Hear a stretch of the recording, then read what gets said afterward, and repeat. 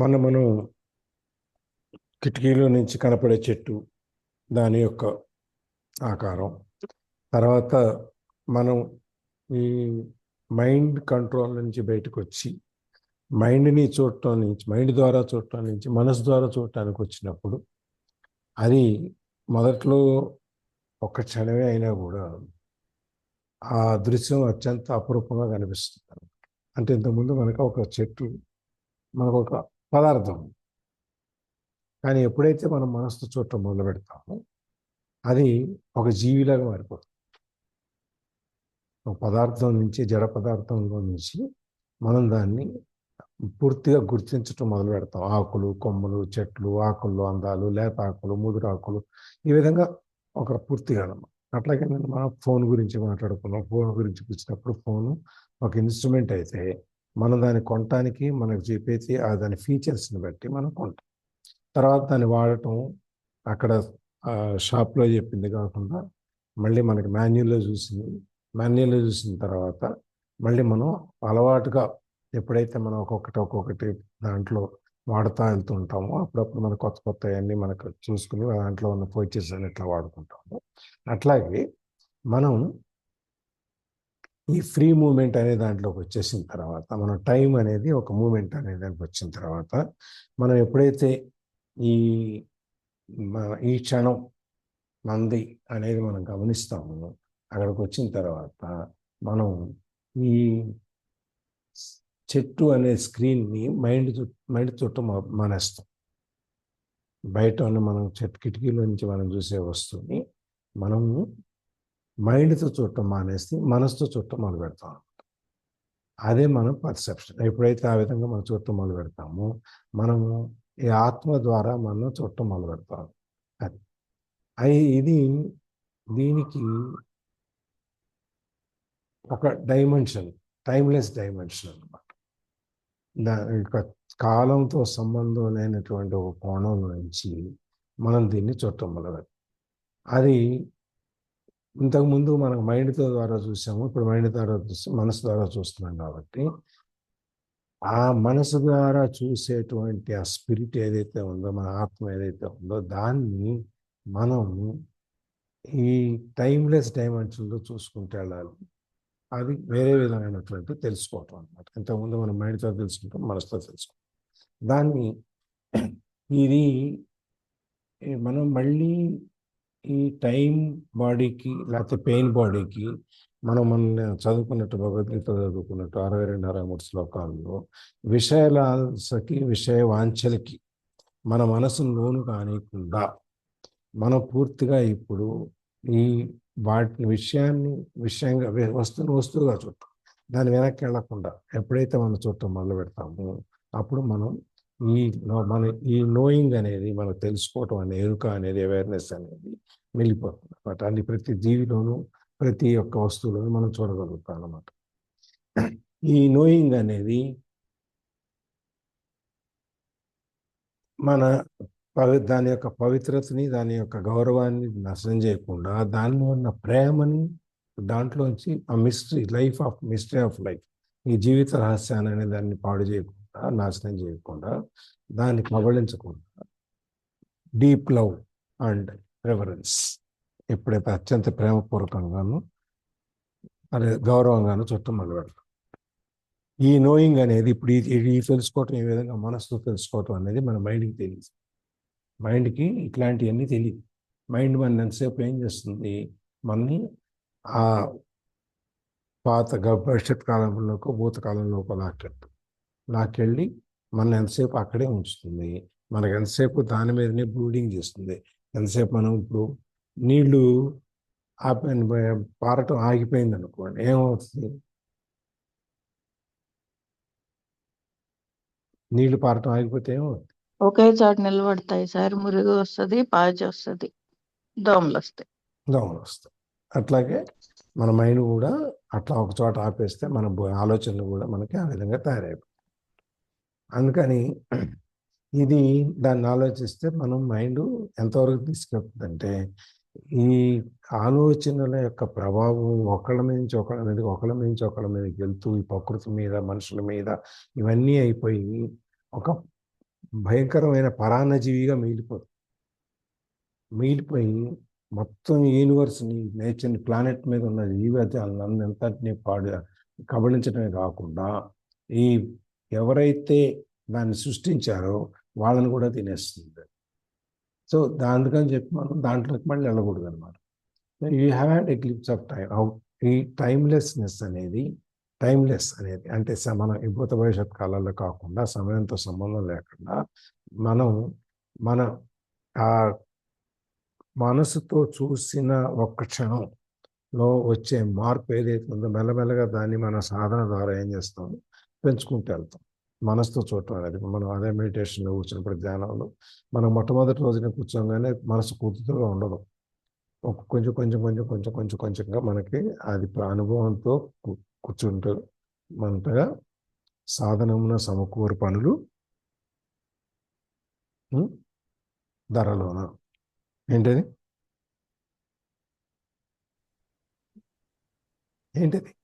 ధరణిలోనా కదా సార్? అదేనా sir? ధరణిలోన. Okay, ధరణిలో అనుకుంటున్నా సార్. సాధనమున సమకూరు పనులు ధరణిలోన. ఓకే, సమకూరు ధరలో ఉన్న ధరణిలో. ధర అంటే కాస్ట్ వస్తుంది. ధర భూమిలో, భూమి పైన ధరణి. ధర ఒకటే. ధర అంటే రేట్ అని కాదు. రేట్ అనేది తెలిసింది, దాంతోపాటు ఇది కూడా అనమాట, భూమి అనేది కూడా వస్తుంది. దానికి ఒత్తుదా మామూలుదా రెండు డిఫరెన్స్ ఉంది సార్. ఇది వచ్చి ఒత్తుదానే ఉంటుంది. అదే అందుకే ధరకి రెండింటికి తేడా అదే. ధరణి, ధర ఇవన్నీ పర్యాయ పదాలు. సో మనం ఈ కాన్షియస్నెస్ అనేది, మనం ఈ దృష్టికోణాన్ని మనము ఆ అభ్యాసం ద్వారా మనం పెంచుకుంటూ వెళ్ళాలి. దానికోసం మనం ఏం చేస్తున్నాము, ఈ ప్రజెంట్ మూమెంట్ కోసం ఓల్డ్ ప్యాటర్న్ ఏదైతే ఉందో దాన్ని మనం బ్రేక్ చేస్తాం ప్రజెంట్ మూమెంట్ కోసం. అట్లాగే దీన్ని మనం పూర్తిగా ఓల్డ్ ప్యాటర్న్ థింకింగ్ మార్చేసిన తర్వాత కూడా మనకు ఒక్కొక్క సందర్భంలో మనకి భూత భవిష్యత్ కాలాలతో మనకు అవసరం పడుతుంది.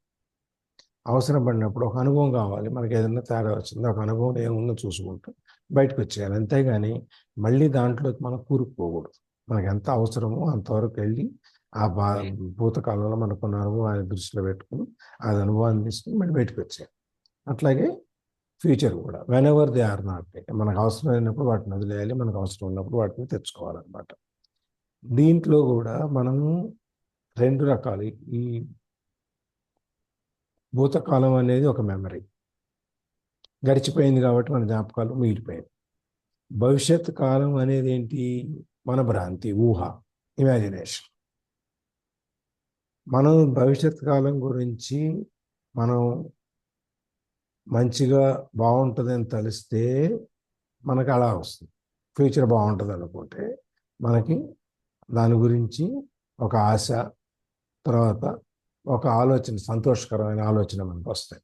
అదే మనం చెడుగా గురించి ఆలోచించి, అమ్మోయింది ఎట్లతో భవిష్యత్తు మన ఎట్లా బతుకుతామో, ఎట్లా తీస్తామో, ఎట్లా అనే విధంగా మనం ఆలోచించడం మొదలుపెట్టాం అనుకోండి, అప్పుడేమవుద్ది, అది యాంగ్జైటీ క్రియేట్ చేస్తుంది.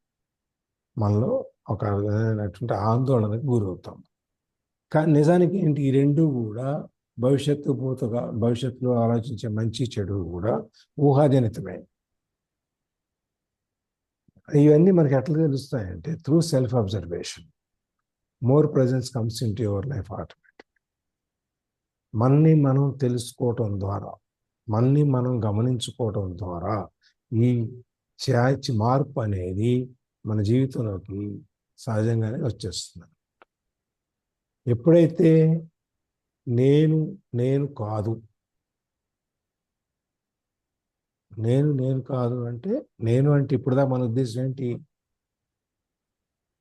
ఈ కాళ్ళు, చేతులు, ముక్కు, మూతి, తల, ఆకారం, దాని మీద ఉన్న బట్టలు, వేసుకున్న నగలు, ఆభరణాలు, ఇవన్నీ ఏవైతే ఉన్నాయో ఇవన్నీ కలిపితే నేను. ఎప్పుడైతే ఇది నేను కాదు, ఇది బాహ్యమైన అలంకారమే, ఇది నేను కాదు అని తెలుసుకున్నాము. ఇది ఒక శరీరము. ఈ శరీరంలో మనం కొన్నాళ్ళు ప్రయాణం చేయడానికి వచ్చాము. తర్వాత ఈ శరీరం పడిపోతుంది. ఈ ఆత్మ ఎక్కడికి వెళ్ళిపోతుంది. ఆత్మ శాశ్వతము, శరీరం ఒక ప్రస్తుతానికి ఒక తాత్కాలికమైనది అని చెప్పి మనకి ఎప్పుడైతే ఆలోచన వస్తుందో అప్పుడు నిన్ను నువ్వు తెలుసుకోవటం మొదలైంది అనమాట. ఇది ఎప్పుడైనా మన మైండ్ ద్వారా కాకుండా మనం దీన్ని మానసికంగా మనం అనుభవించాలి. దీంట్లో మనకి ఇప్పుడు దాకా మనం ఇంతకుముందు ఏం చూసాము, భూతకాలాన్ని భవిష్యత్ కాలాన్ని కూడా నువ్వు ఒక ప్రేక్షకులాగా గమనిస్తూ ఉండు అని చెప్పి చేసాం. అట్లాగే ఇప్పుడు ఈ ప్రెజెన్స్ను కూడా నువ్వు ఒక ప్రేక్షకులాగానే గమనించు. నువ్వు దాంట్లోకి లేనివ్వక్కర్లేదు అని చెప్పి ఇంకో డైమెన్షన్ మనకి ఇంకొక కోణాన్ని మనకి చూపిస్తుంది. అది ఎక్కడి నుంచి వెళ్తుంది అనేది చూద్దాం. చదవండి. ఇంటెన్స్ ప్రెజెన్స్ ఉందా సార్? బీ ప్రెజెంట్ దగ్గర. Okay. Be present as a watcher of your mind, of your thoughts and emotions, as well as your reactions in various situations. Be at least as interested in your reactions as in the situation or person that causes you to react. Notice also how often your attention is in the past or future. Don't judge or analyze what you observe. Watch the thought, feel the emotion, observe the reaction. Don't make a personal problem out of them. You will then feel something more powerful than any of those things that you observe. The still observing presence itself behind the content of your mind, the silent watcher.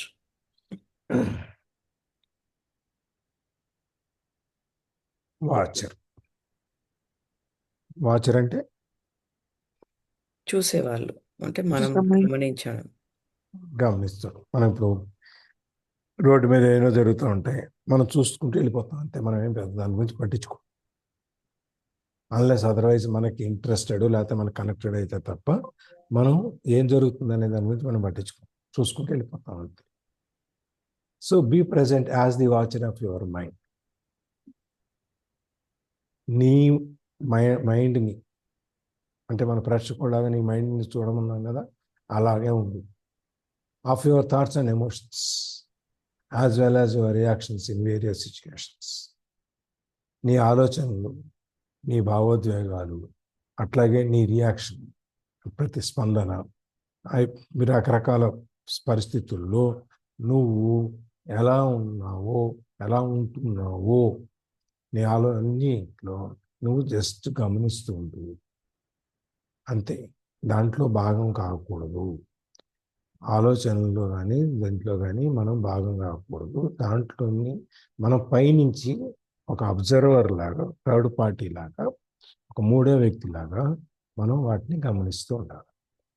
Be at least as interested in your reactions as in the situation or person that causes you to react. కనీసం సరే, మరీ అంత స్పందన లేకుండా ఎట్లా ఉంటామండి, ప్రతిస్పందన అనేది వస్తుంది కదా, రియాక్షన్ అనేది. ఏదైనా సిచ్యుయేషన్ మన దగ్గరికి వచ్చినప్పుడు మనం లేకుండా ఎలా ఉంటాము అంటే, పోని వచ్చింది అనుకో, బీ యాజ్ ఇంట్రెస్టెడ్. మనం ఏమన్నా ఇంట్రెస్ట్ లేకుండా మన పక్క నుంచి వెళ్ళిపోకుండా కనీసం సరే తప్పనిసరి పరిస్థితుల్లో స్పందించాలి. కానీ ఓకే, స్పందనకి కావాల్సిన ఇంట్రెస్ట్ని మాత్రమే, నువ్వు స్పందించక్కర్లా.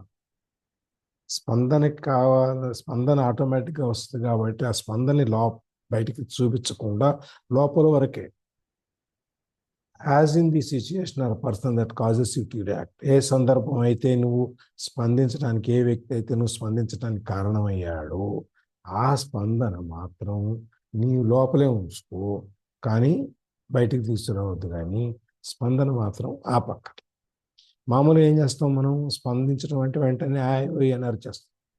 లేకపోతే ఏదైనా తెలిసిన వాళ్ళు కనపడితే దగ్గరికి వెళ్ళి కావలించుకోవడం, లేకపోతే కనపడకపోతే కోపం వస్తున్నాడు అంటే ఆ సిచ్యుయేషన్, ఆ సందర్భాన్ని క్రియేట్ చేసి మనలో స్పందించే భావన రావటానికి కారణమైన ఏదైతే ఉందో వాళ్ళ గురించి అంతవరకు పట్టించు. నువ్వు స్పందించక్కర్లేదు, బయటికి చూపించక్కర్లేదు కనీసం. Notice also how often your attention is in the past or future. అట్లాగే నీ అటెన్షన్, నీ శ్రద్ధ, నీ ఆలోచన నీ ఫ్యూచర్ గురించి కానీ పాస్ట్ గురించి కానీ ఎన్నిసార్లు గుర్తు చేసుకున్నావు.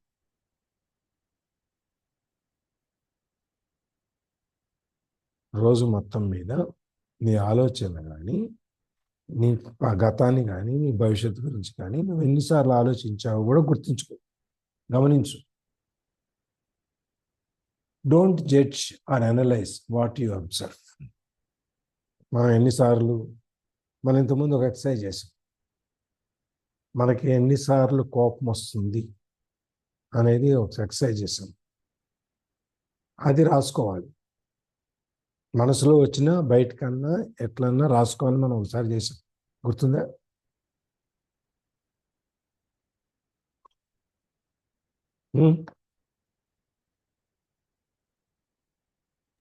అవును సార్. గుర్తుందా? థింక్ లైక్ ఏ మాంక్ చేసేటప్పుడు చేసాం. అవును సార్, రాసుకున్నాం. రోజుకి ఎన్నిసార్లు మనకు కోపం వచ్చింది, ఎన్నిసార్లు మనం ఒకరి మీద కోపం తిట్టుకోవాల్సి వచ్చింది, ఎన్ని సందర్భాలు వచ్చినాయి, అట్లా అని చెప్పి మనం రాసుకుంటూ వచ్చాం. అట్లాగే ఇక్కడ కూడా గమనించు. But don't judge and analyse what you observe.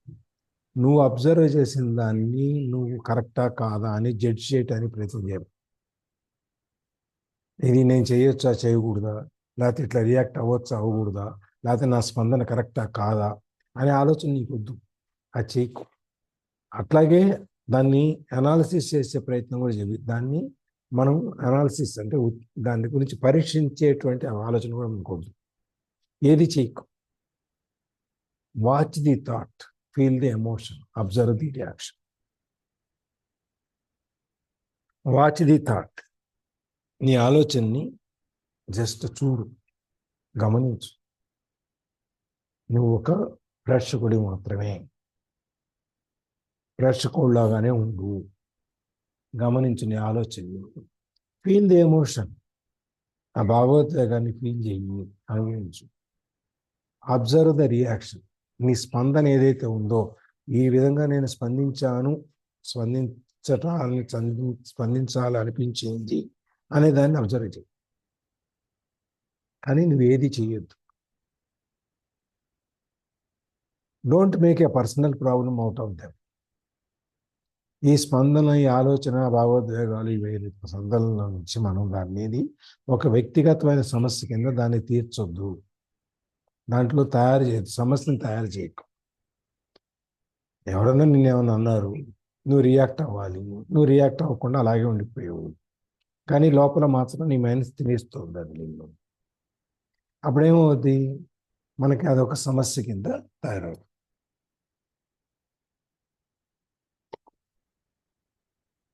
ఇది నన్ను కాదు, నాకు సంబంధం లేదు, నేను ఏ విధంగా నేను స్పందించాల్సిన అవసరం లేదు అని నువ్వు అనుకున్నప్పుడు యూ విల్ నాట్ ఫెర్మెంట్. మనం దాని మీద కూర్చొని ఉండవు. మనం ఇందాక అనుకున్నాం కదా, నీళ్లు పారటం ఆగిపోతే, నిలబడిపోతే ముందు పాచి పడతాయి, పాచి పడిన తర్వాత దోమలు వస్తాయి, దోమలు పెరిగి పెద్దవి అవుతాయి, ఇంకా ఎక్కువ దోమలు వస్తాయి, బ్రూడింగ్, పురుగులన్నీ వస్తాయి, ఇవన్నీ రకరకాలుగా వస్తాయి. అందుకని ఆ రియాక్షన్ ఏదైతే ఉందో నువ్వు అనుభవించకుండా దాన్ని అట్లాగే చూస్తూ ఉండు. దాంట్లో నుంచి నీకు ఒక సమస్యను తయారు చేసుకో. ఎందుకంటే మన హ్యూమన్ సైకాలజీ, మనం ఏదైనా వెంటనే వస్తే దాంట్లో నుంచి ఇంకా ఇంకా ఇంకా ఆలోచించుకుంటూ మనం పైకి తీసుకెళ్ళిపోతాం, ఇంకా ఎక్కువ చేసేసుకుంటాం. అక్కడ రచయిత అది కూడా గమనించి మన మనసులో మన మానవ స్వభావం ఏ విధంగా స్పందిస్తుంది అనేది అది కూడా రాస్తున్నాడు ఇక్కడ మనకి. దాంట్లోంచి నువ్వు సమస్యను చేసుకోవద్దు. You will then feel something more powerful than any of those things that you observe. అప్పుడు ఒకసారిగా మనం ఎప్పుడైతే ఈ స్పందించడం అనేది మానేసాము, స్పందించడం అనేది చూపించడం మానేసాము, ఆటోమేటిక్గా అది చేయాలి అంటే నీకు చాలా శక్తి కావాలి. You must be more powerful. దానికంటే నువ్వు శక్తివంతుడు అయి ఉండాలి. అది కంట్రోల్, అది స్పందన అనేదాన్ని ఇమీడియట్గా నీకు తెలియకుండానే వచ్చిన దాన్ని నువ్వు ఆపగలగటానికి నీకు చాలా పవర్ఫుల్గా ఉండాలి, శక్తి కావాలి దానికి. అది నువ్వు ఫీల్ అవుతావు. ఇది నేను ఆపగలిగాను, నా ఎమోషన్ని నేను ఆపుతున్నాను అంటే దానికి ఉన్న శక్తిని నువ్వు ఫీల్ అవుతావు అప్పుడు automatic. Than any of those things that you observe. మనం ఇప్పుడు అబ్జర్వ్ చేసే థాట్, ఎమోషను, రియాక్షను, వీటన్నిటికంటే కూడా నువ్వు శక్తిమంతుడు. అది ఫీల్ అవుతావు నువ్వు ఎప్పుడైతే నువ్వు దానికి అబ్జర్వ్ చేయటం మానేసావు, అబ్జర్వ్ చేస్తూ దానికి రెస్పాండ్ అవటం మానేసావు, రియాక్ట్ అవ్వ మానేసావు, నీకు అనిపిస్తుంది, ఓహ్ నేను కంట్రోల్లో పెట్టుకున్నాను నా మనసుని, నా మైండ్ని కంట్రోల్లో ఉంది, నియంత్రణలో ఉంది, నేను దీనికి స్పందించట్లేదు, నాకు అనవసరం ఈ విషయం అని చెప్పి నువ్వు ఎప్పుడైతే అనుకుంటున్నావు అంటే దాని అర్థము నువ్వు దానికంటే నువ్వు చాలా శక్తివంతుడిగా తయారయ్యావు అనేది దాని అర్థం. ద స్టిల్, ఆ అబ్జర్వేషన్స్ ఏంటి, ఆ శక్తి ఏంటంటే the still observing presence itself behind the content of your mind, the silent watcher. The still, still అంటే నిశ్చలమైనది, కదలకుండా ఉండేది. నీ అబ్జర్వేషన్ ఏమైంది ఇప్పుడు, నీ శక్తి అనేది ఆ స్టిల్నెస్, ఆ నిశ్చల తత్వంలోకి వెళ్ళిపోతుంది. Observing presence itself behind the content of your mind. మన ఈ ప్రెజెన్స్, ఈ క్షణాన్ని behind the content of your mind, మన మనస్సు, మన మైండ్లో ఉన్నటువంటి ఆ కంటెంట్ లోపల ఆ సబ్జెక్ట్ ఏదైతే ఉందో మనకు ఉన్న దాంట్లో నుంచి మనము బయటకు వచ్చి అబ్జర్వ్ చేస్తున్నాం అన్నమాట. ది సైలెంట్ వాచర్, నిశ్శబ్దంగా మన ముందు జరుగుతున్న దాన్ని, మన మైండ్లో జరుగుతున్న దాన్ని మనము పూర్తిగానే ఒక ప్రేక్షకుడిలాగా చూడగలుగుతున్నాం అన్నమాట. అందుకని ప్రెజెన్స్ను కూడా నువ్వు రియాక్ట్ అవ్వకుండా, ఎమోషన్స్, థాట్స్ ఇవన్నీ నిన్ను దానికి బలి చేయకుండా, నువ్వు దాన్ని ఆపగలిగి నువ్వు దాన్ని చూడగలుగుతున్నావు అంటే నీ యొక్క మనసు యొక్క శక్తి ఏదైతే ఉందో, మనోబలం అనేది ఎక్కువగా ఉంది. ద స్టిల్నెస్, నిశ్చలంగా ఉన్నావు. మనం నీళ్ళలో రాయేస్తే కెరటాలు మెల్లమెల్లగా వస్తాయి ఆ వైబ్రేషన్స్. ఇక్కడ మనం అది వేసినా కూడా మన మనస్సు అనేటువంటి ఈ చెరువులో మనకు చిన్న రాయి పడినా కూడా మనం ఎటువంటి స్పందన లేకుండా, మనం ఆ ఉన్న స్పందన బయటికి కనపడకుండా లోపలే ఉంచుకుని మనం నియంత్రణ చేసుకోగలుగుతున్నాం. కాబట్టి మనము మన మనసులో జరిగేటువంటి ఆ యుద్ధం, అలజడి ఏదైతే ఉందో దాన్ని కూడా మనం ఒక ప్రేక్షకుల్లాగానే గమనించడం మొదలు పెడతాం. అందుకని సైలెంట్ వాచర్. ఇక్కడ ఏమైనా మనం యాడ్ చేయాల్సింది చేయకూడదు అన్నమయ్య. ఇప్పుడు మనం చదివిన దాని గురించి ఏదైనా ఆలోచించాల్సింది ఉందా? ఎందుకంటే పాజ్ ఇచ్చాడు కదా, పాజ్ ఇస్తే ఇప్పుడు దాకా చదివిన దాని గురించి, విన్న దాని గురించి మనం ఒకసారి మళ్ళీ ఆలోచించాలని. ఏమైనా ఉన్నాయా అట్లా?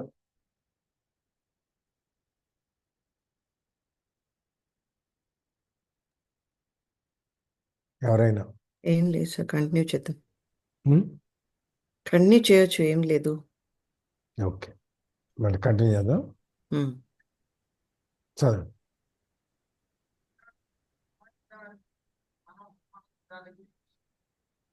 చదవండి. Sir.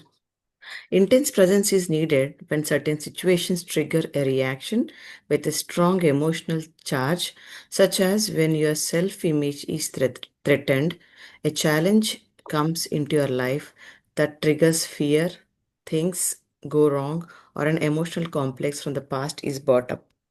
In those instances, the tendency is for you to become unconsciousness. The reaction or emotion takes you over. You become it. You act it out. You justify, make wrong, attack, defend, except that it is not you. It's the reactive pattern, the mind in its habitual survival mood. మనం చెప్పుకోండి.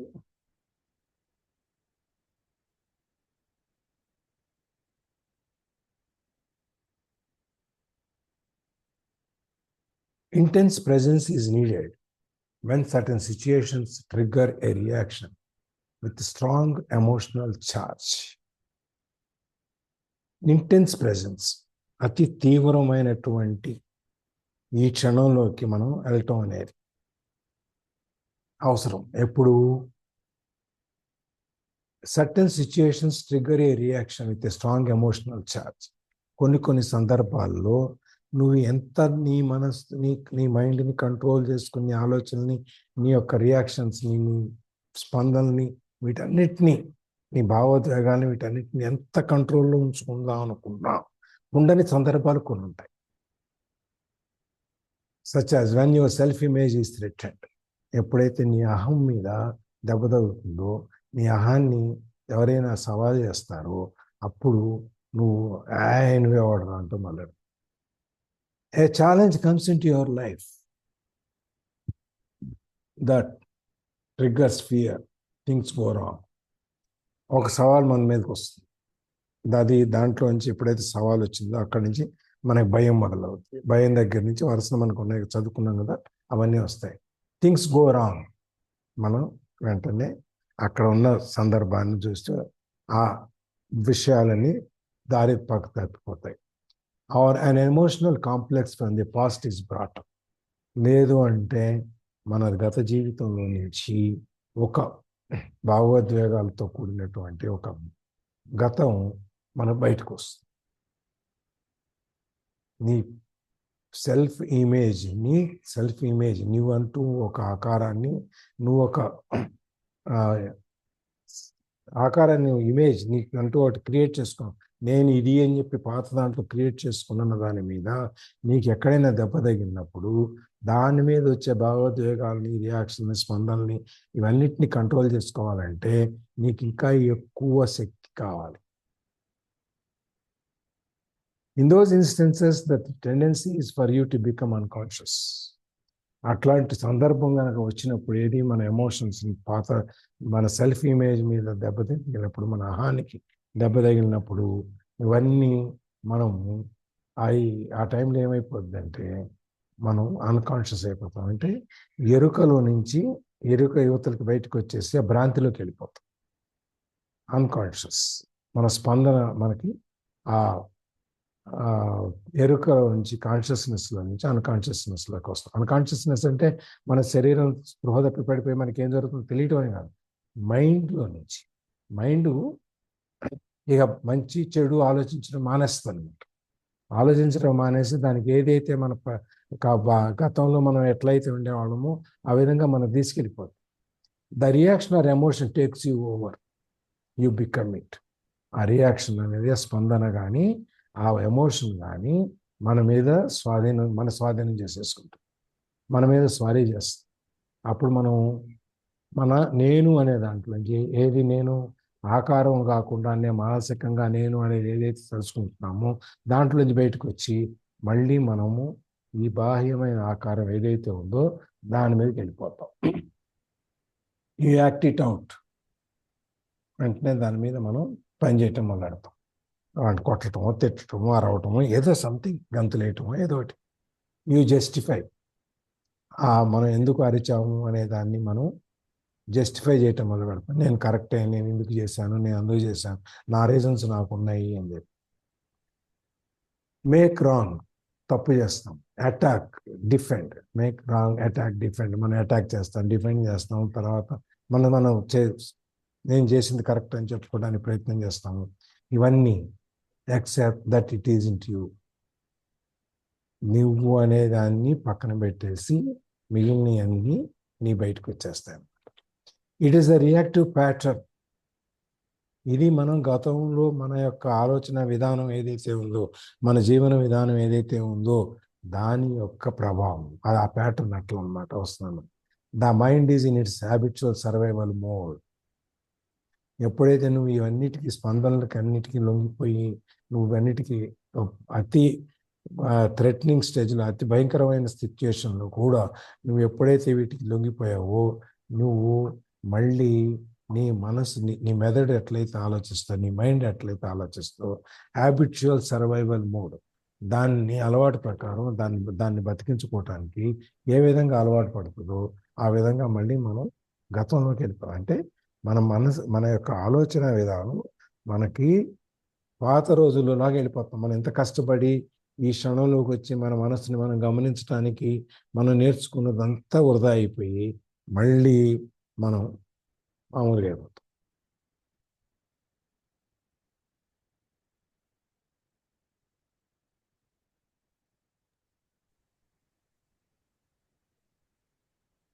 మనం అంటాం చూడండి sir, mind absent body present. ఇవన్నీ ఆలోచనలు వచ్చినప్పుడు మన బాడీతో అంటే ఏం చేస్తున్నాం అనేది కూడా తెలియదండి.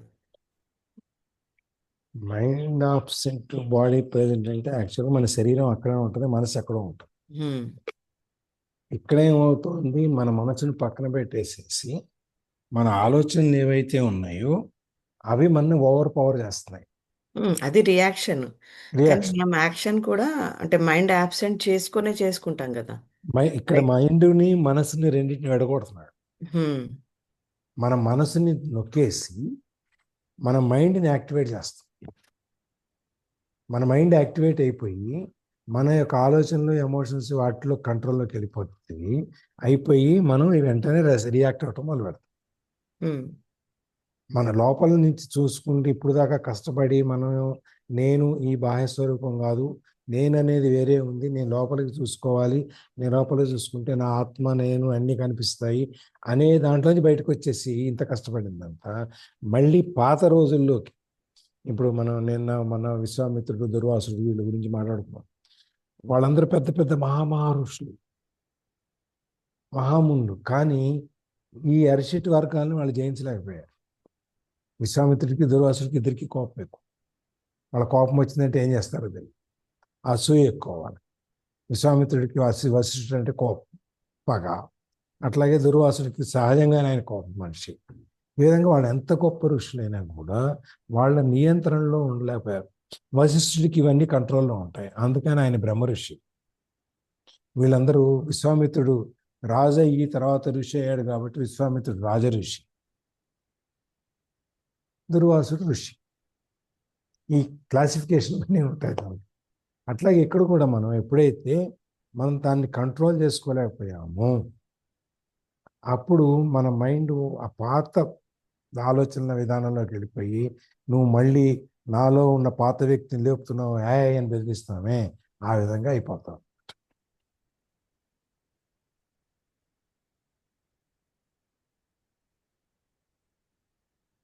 చదువుతున్నాను sir, next one. Identification with the mind gives it more energy. Observation of the mind withdraws energy from it. Identification with the mind creates more time. Observation of the mind opens up the dimension of the timeless. The energy that is withdrawn from the mind turns into presence. Once you can feel what it means to be present, it becomes much easier to simply choose to step out of the time dimension whenever time is not needed for practical purposes and move more deeply into the now. This does not impair your ability to use time, past or future, when you need to refer to it for practical matters, nor does it impair your ability to use your mind. In fact, it enhances it. When you do use your mind, it will be sharper, more focused. Identification with the mind.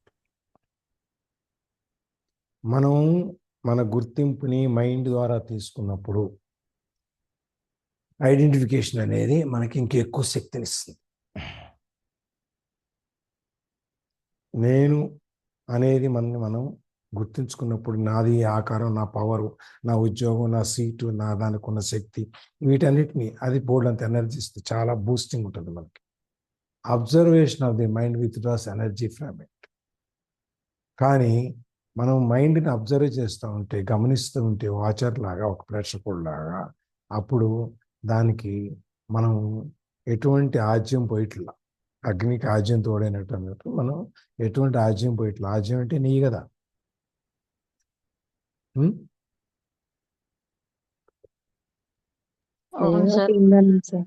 ఆజ్యం అవును అంటే sir. దానికి ఇంకా పె- real పెంపొందించే దానికి ఇంకొంచెం వనరు అనమాట, ఏదైనా కావచ్చు.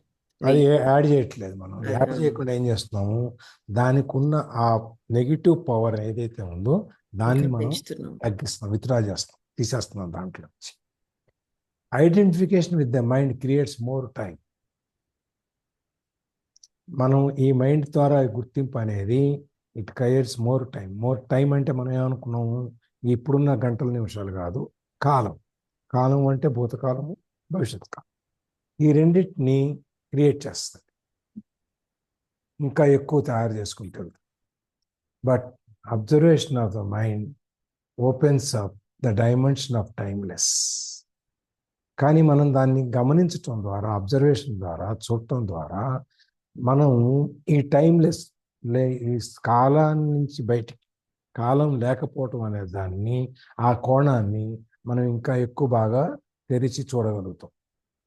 అంటే నువ్వు అబ్జర్వ్ చేయటం వల్ల నీ మైండ్ ఎటువంటి కోతి కొమ్మచ్చలాడుద్ది అనేదాన్ని మనము గమనించటం ద్వారా, ఓ ఇలా మనం చేస్తూ ఉందా, మనం ఇలా చేయకూడదు అని చెప్పి దాన్ని మనం కంట్రోల్కి తెచ్చుకుంటాం.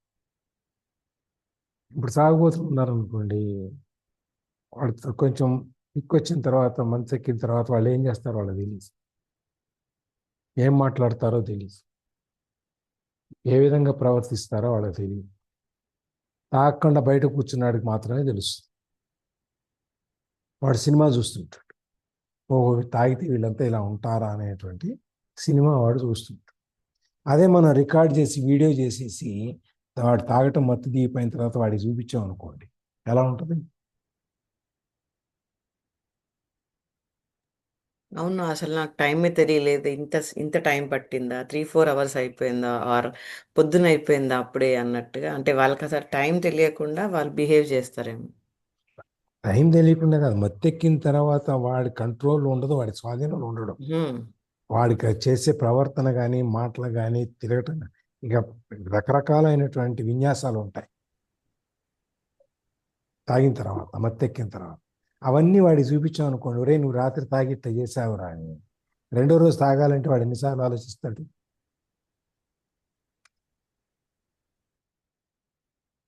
తాగాలంటే ఆలోచిస్తాడు, తాగడు. ఇట్లా తాగితే నేను ఈ విధంగా ప్రవర్తిస్తాను, ఈ విధంగా ప్రవర్తిస్తే నాకు నలుగురిలో నాకు చెడ్డ పేరు వస్తుంది, కాబట్టి నేను తాగకూడదు, లేకపోతే తక్కువ తాగాలి, సమ్ రిస్ట్రిక్షన్ ఒకటి వస్తుంది అనమాట. అట్లాగే అందుకని ఆ అబ్జర్వేషన్, ఐడెంటిఫికేషన్లో నుంచి బయటకు వచ్చి మనం దాన్ని గమనించటం మొదలు పెడితే అది మనకి ఒక ఇప్పుడు అనే దానికి, ప్రస్తుతం అనే దానికి ఒక కొత్త కోణాన్ని చూపిస్తుంది అనమాట. The energy that is withdrawn from the mind turns into presence. మనం ఎప్పుడైతే మైండ్లో నుంచి ఈ అనవసరమైన వాటికి మనం బ్రూడింగ్ చేసి మనం దాన్ని పోషించి చేస్తున్నామో, దాన్ని అది ఆపేస్తే అక్కడ మిగిలిపోయిన ఎనర్జీ అంతా మనం ఇప్పుడు ఈ ప్రస్తుతంలోకి తీసుకొస్తాం. మిగిలిపోయిన అక్కడ శక్తి, ఎక్కడైతే మనం వాడకుండా మిగిలిపోయిన శక్తి ఏదైతే ఉందో ఆ ఎనర్జీని మనం ప్రస్తుతంలోకి, ఈ క్షణంలోకి తీసుకొస్తాం. Once you can feel what it means to be present, మనం ఎప్పుడైతే ఇప్పుడు అనేదాన్ని, ఈ క్షణం అనేదాన్ని మనం ఫీల్ అవుతాము, ఆస్వాదిస్తాము. అంటే ఆస్వాదించడం అనమాట, ఫీల్ అవ్వడం ఆ టైం. ఆస్వాదించడం ఎప్పుడైతే మనం మొదలు పెడతాము, ఇప్పుడు అనేదాన్ని, ఈ క్షణాన్ని, it becomes much easier to simply choose to step out of the time dimension whenever time is not needed for practical purposes. It becomes much easier to simply choose. ఎప్పుడైతే మనం దాంట్లోంచి బయటికి రావటం మనకు అలవాటు ఏంటంటే, ఆటోమేటిక్గా మనం అది తేలికైపోతుంది దాంట్లో నుంచి బయటికి రావడం. ఇప్పుడు మనకు తెలిసినప్పుడు ఆ దారి తెలిసిన తర్వాత మనం అబ్జర్వేషన్ నుంచి ఐడెంటిఫికేషన్లో నుంచి అబ్జర్వేషన్లోకి వచ్చినప్పుడు మనకి ఆ ఎనర్జీ లెవెల్స్ మన మనసుకు ఉన్న ఎనర్జీ లెవెల్స్ పెరిగిపోతాయి. పెరిగిపోయినప్పుడు ఏమవుద్ది, అది మనకి దాంట్లోంచి బయటికి రావటం అనేది step out of the time dimension, ఆ డైమెన్షన్లో నుంచి బయటికి రావటం అనేది చాలా తేలికైపోతుంది. Whenever time is not needed for practical purposes. మనకు ఆ గతించిన కాలం గురించి మనకు అవసరం లేనప్పుడు మనము ఈ నేను అనే దాంట్లో, నేను అంటే మన మనసులోకి అనే దాంట్లోకి వెళ్ళిపోతాం. It is easy and move more deeply into the now. మన లోపలికి ఇంకా ఇంకా ఈ నవ్వు అనే దాంట్లోకి ఇంకా గాఢంగా దీర్ఘంగా వెళ్ళిపోతాం, లోతుగా వెళ్ళిపోతాం. This does not impair your ability to use time past or future. నువ్వు ఈ లోపలికి వెళ్ళిపోవటం, ఈ లోతుల్లోకి, మనసు లోతుల్లోకి వెళ్ళిపోవటం అనేది నువ్వు భవిష్యత్ కాలాన్ని చూడటాన్ని ఆపదు, నిన్నేమీ ఇబ్బంది పెట్టదు. నువ్వు చూడాలనుకున్నప్పుడు నువ్వు చూడొచ్చు. అయితే నువ్వు అక్కడ నివాసం ఉండక్కర్లా. నీ అవసరాన్ని వరకు అవసరము భూతకాలాన్న భవిష్యత్ కాలాన్న వాడటం అంతవరకు వాడుకొని నువ్వు వచ్చేయాలన్నమాట. Past or future when you need to refer to it for practical matters. అవసరమైన వాటికి నువ్వు ఎప్పుడైతే పాతదాన్ని నువ్వు రిఫర్ చేసుకోవాల్సి వస్తే రిఫర్ చేసుకుంటావు, దాన్ని మళ్ళీ బయటకు వచ్చేస్తావు, మళ్ళీ దాంట్లో ఉండిపో. అంటే మనం పాత వస్తువులని ఒక గదిలో పడేస్తాం, పాత సామాన్లని, అవునా, గదిలోనో అల్మేరాలోనో ఎక్కడో పడేస్తాం, బయట పడేసేంత వరకు. మనకి ఏదైనా అవసరం వచ్చింది అనుకోండి, ఏం చేస్తాం, ఆల్మేరా దగ్గరికి వెళ్ళి ఆ పాతది ఎక్కడో వస్తువు ఏదో గుర్తుంటుంది మనకి ఇక్కడ ఉండాలని, అది తీసుకుని వస్తాం, వాడతాం, మళ్ళీ దాంట్లో పడేస్తాం. ఇది అవసరం వస్తుంది కదా అని చెప్పి ఆ బీరువాలోంచి తీసిన పాత వస్తువుని మన డ్రాయింగ్ రూమ్లో పెట్టుకుని కూర్చుంటామా?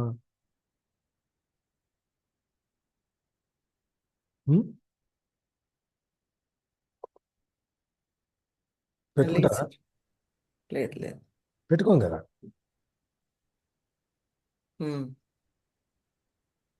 అవసరం వచ్చింది వాడుకున్నాం, మళ్ళీ ఆ బీరువాలో పడేస్తాం, అయిపోయింది. ఒకవేళ అవసరం వచ్చింది మనం బయటపడేసాం, కనపడలేదంటే మళ్ళీ కొత్తది తెచ్చుకుంటాం, వాడుకుంటాం, మళ్ళీ బయటపడేస్తాం.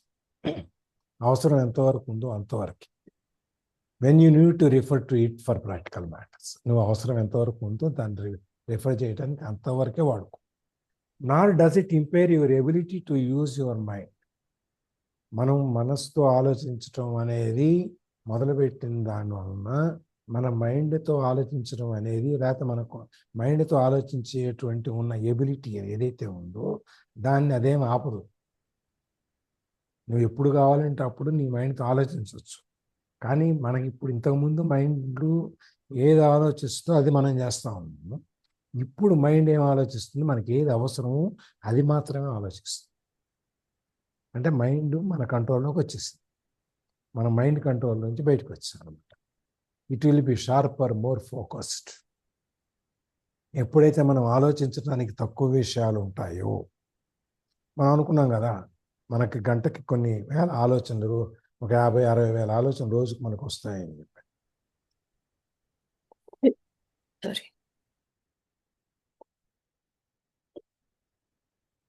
మనం మెల్లగా ఆలోచనల నుంచి తగ్గించుకుంటూ వచ్చామనుకోండి, ఒక 2000 ఆలోచనలు, 3000 ఆలోచనలు వస్తాయి. అప్పుడేమవుద్ది, మన దగ్గర చాలా టైం ఉంటుంది వాటి గురించి ఆలోచించటం.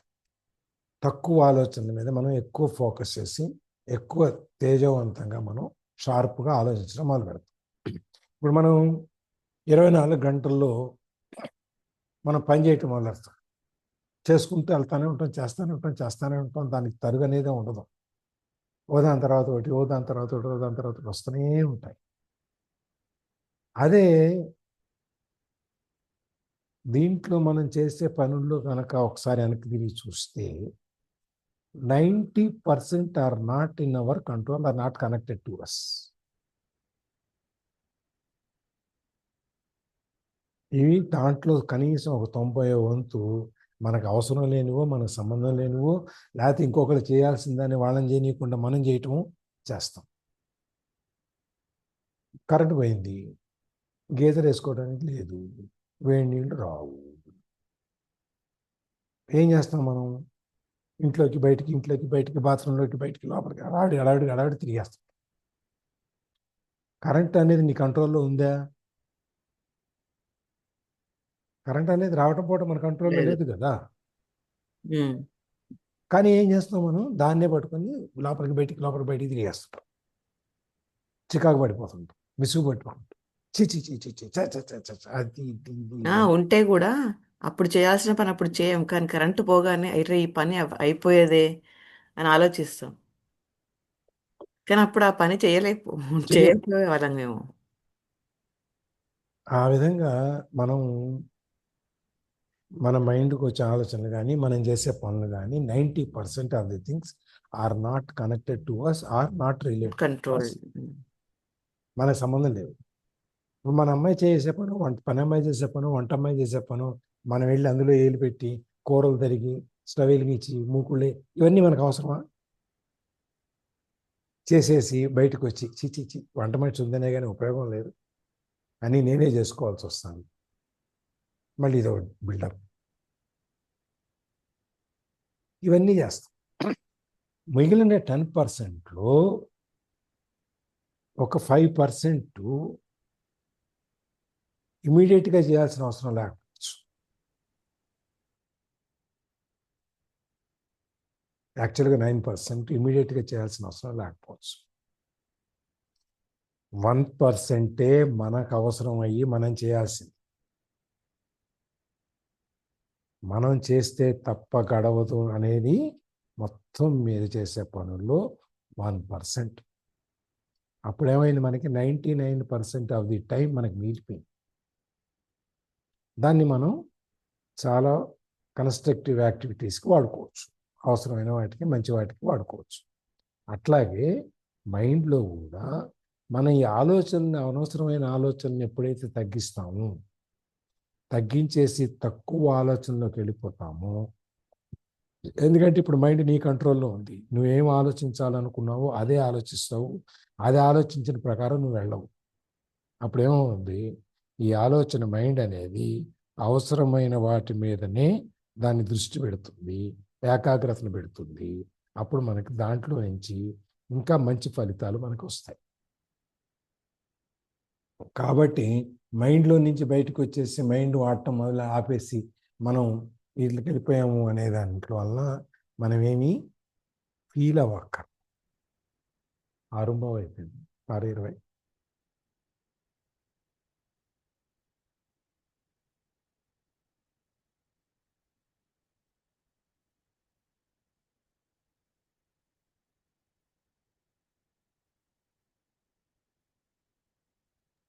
ఒక పారాగ్రాఫ్ అయిపోతుందేమో sir, writing of physiological time. 6:20 అయింది కదా అని చూస్తుంది.